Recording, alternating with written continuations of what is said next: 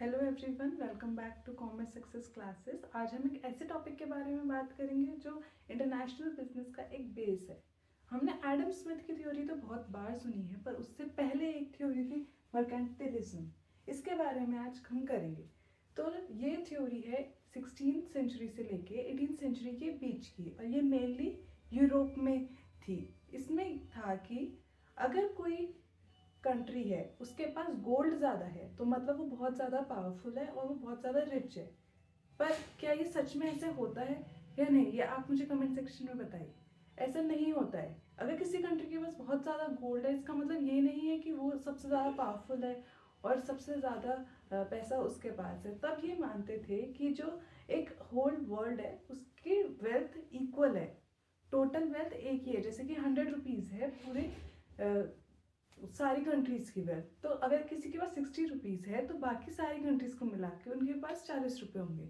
मतलब एक कंट्री के अगर पास ज़्यादा पैसा है तो दूसरी वाली कंट्री पुअर होगी ही होगी, ये मानते थे।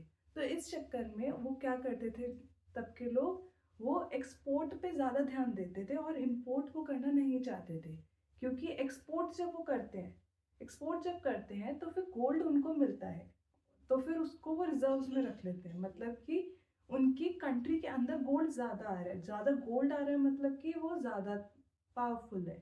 और वो इम्पोर्ट इसलिए नहीं करना चाहते थे कि अगर वो इम्पोर्ट करेंगे चीज़ें तो उन्हें अपना गोल्ड देना पड़ेगा।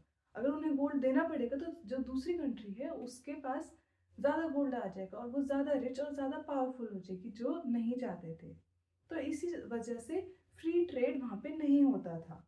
वहाँ पर एक्सपोर्ट पे ज़्यादा ध्यान दिया जाता था और इम्पोर्ट पे बहुत कम ध्यान देते थे, जिससे कि वो पावरफुल बन सके। तो इस थ्योरी का एक डिसएडवांटेज ये हुआ कि लोग बस अब एक्सपोर्ट ही करना चाह रहे हैं, सिर्फ एक्सपोर्ट एक्सपोर्ट एक्सपोर्ट, और वो इम्पोर्ट नहीं करना चाह रहे।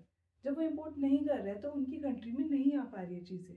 जैसे कि हमने एडम स्मिथ की थ्योरी में सुना है कि प्रोडक्शन और एफिशिएंसी पे डिपेंड करती है वेल्थ।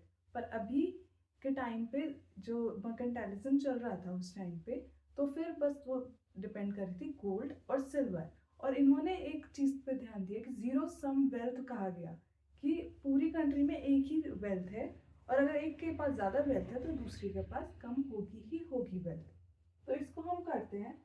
ये थी 16 से 18 के बीच में, और इसमें एक्यूमुलेशन ऑफ गोल्ड और सिल्वर पे सबसे ज़्यादा ध्यान दिया जाता। एक्सपोर्ट ज़्यादा होता था, इंपोर्ट कम होता था।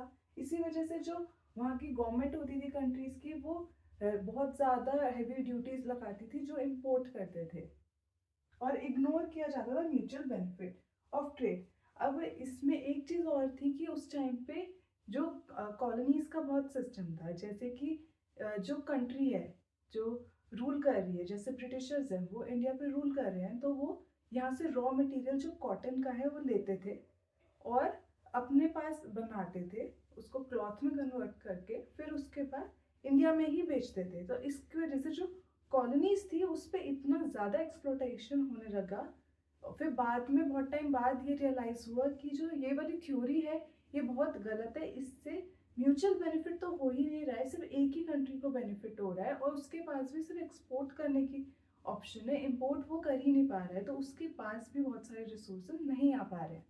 तो ये थी मर्केंटाइलिज्म। अब नेक्स्ट क्लास में हम पढ़ेंगे एडम स्मिथ की थ्योरी। तब तक के लिए थैंक यू।